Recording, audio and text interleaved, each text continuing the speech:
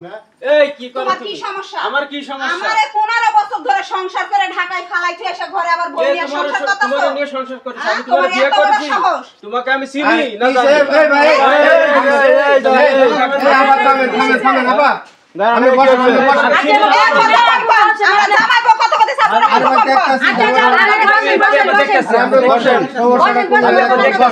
তোমাকে চিনি না জানি, আমি কোনদিন দেখিও নাই। গলা নামায় কথা বলো, গলা করে ছিঁড়ে তোমার এত কথা বলতেছি। তুমি জানো এটা কি আমি জানি? আমরা থামেন, আপনার মাথা গরম হইছে, আমরা থামেন। আপুর কাছে শুনি ভাই। এই দাঁড়ান, এই কি হইছে আপনাদের এখানে ভাই? এই যে আপু আরে ভাই চিনি না জানি না। দাঁড়ান দাঁড়ান, কি হইছে আপু, সমস্যা কি আপনার? ভাইয়া উনি গার্মেন্টসের সুপারভাইজার ছিল ঢাকাতে। আচ্ছা। আমি আসছিলাম অপারেটর, আমরা প্রেম করে বিয়ে করছি। আচ্ছা আজ 16 বছর হয়ে গেছে। তা আমার এই দুইটা পোলা ভাই, বুঝছেন? আচ্ছা আচ্ছা। দেখেন এই যে এই দুটো আমার পোলা। ও আমারে কইছে যে আমার গ্রামে কেউ নাই, বাপ মা কেউ নাই, আমার মানে ও এতিম, এটা বলে আমারে বিয়ে করছে।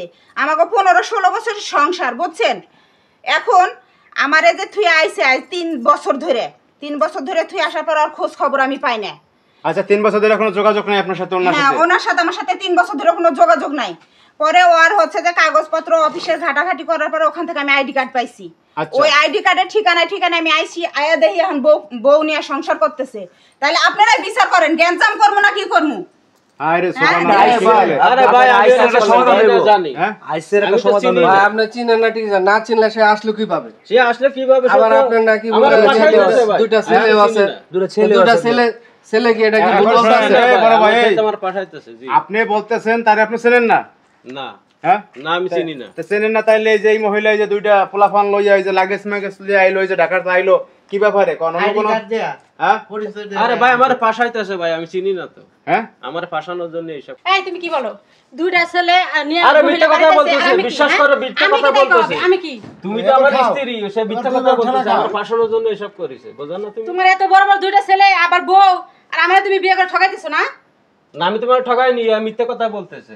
মিথ্যা কথা বলতেছে? হ্যাঁ। দুইটা ছেলেকে দুইটা ছেলে নিয়ে মিথ্যা কথা বলে? তুমি এত বড় বেঈমান হয়ে গেছো, দুইটা সন্তানের মাথায় হাত দিয়ে তুমি কসম খাইতে কেন পারবা? আমি মাথায় দিতে যাবো? তাহলে তুমি স্বীকার করো না কেন? আমার কাছে স্বীকার কি করবো প্রমাণ আমি? ছাড়াই আমি আমি তোমার তোমাকে চিনি? খোঁজাইছি?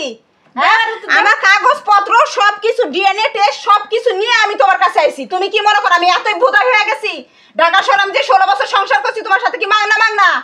হ্যাঁ, আর তুমি বললে এখানে তুমি ভাই বড় ভাই সংসার বিশ্বাস করবা? করে ভাই, আমি তো আপনি চিনি না। কিভাবে বিশ্বাস করবো? এই যে ছেলে দুইটা নিয়ে আসছে আর যেভাবে ডকুমেন্ট দিতেছে, এটা তো অবিশ্বাসের কিছু না। এই বড় ভাই, এই আপনি ঘটনা হয়েছে আপনি বিয়ে করছেন ঢাকা শহরে, আপনি ঢাকায় ছিলেন এটা বলেন?